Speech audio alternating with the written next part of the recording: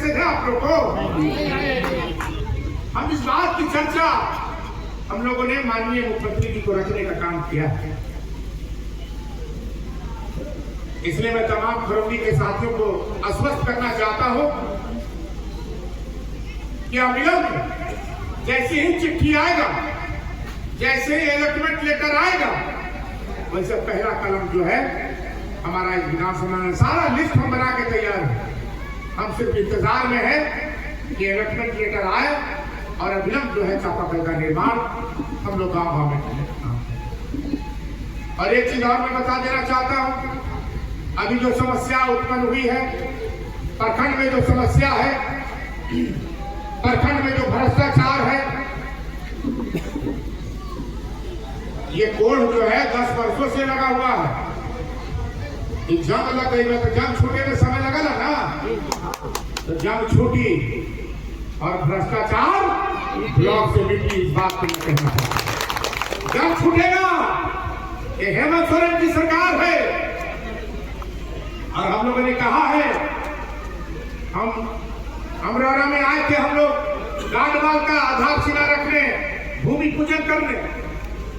अचानक हम लोग प्रखंड में आ गए, बैठक किए, 60% पदाधिकारी गायब थे। इसकी सूचना हमने सरकार को दिया, इसकी सूचना हमने उपायुक्त महोदय को दी।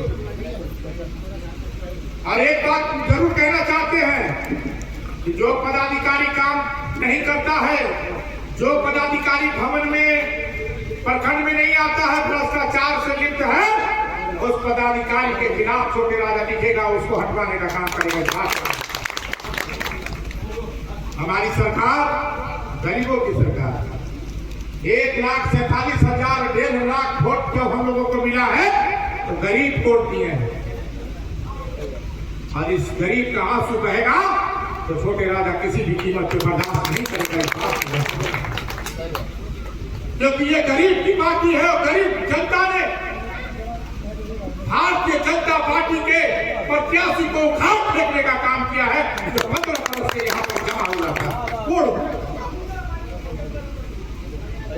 इसलिए ये गरीब की पार्टी और गरीब का ये सरकार आपके साथ, हर कीमत में आपके साथ है। और आपका जुल्म, आपका भ्रष्टाचार जो चल रहा है वो बर्दाश्त सरकार नहीं करेगी और हम छोटे राजा भी नहीं करेगा। इस बात को मैं कहना, अभी कुछ समस्या का समाधान के लिए डॉक्टर के लिए यहाँ पर प्रतिनिधि की चर्चा हमारे जिला परिषद सदस्य धर्मराज जी ने भी रखने का काम किया, कई वक्ताओं ने rखने का काम किया। मेरा निश्चित रूप से आपको मैं विश्वास दिलाता हूं कि हमारे जो स्वास्थ्य मंत्री हैं बहुत संवेदनशील हैं, हर जगह उनकी बहुत काम करने का शैली, काम करने का अधिकार इरफान जी का बहुत अच्छा है। हम निश्चित रूप से आपके बीच में हम सिविल सर्जन को, डीसी को और माननीय मंत्री इरफान अंसारी जी को लेके देंगे ताकि जल्द से जल्द जो है आपको डॉक्टर की प्रतिनिधि यहाँ पर हो जाए। क्योंकि हर जगह डॉक्टर की समस्या है, लेकिन गंभीर मसला है क्योंकि यह प्रखंड है और प्रखंड में डॉक्टर होना बहुत जरूरी है। इसलिए चिंता मत कीजिए, डॉक्टर भी आएंगे, भवन का भी निर्माण होगा, भ्रष्टाचार भी मिटेगा।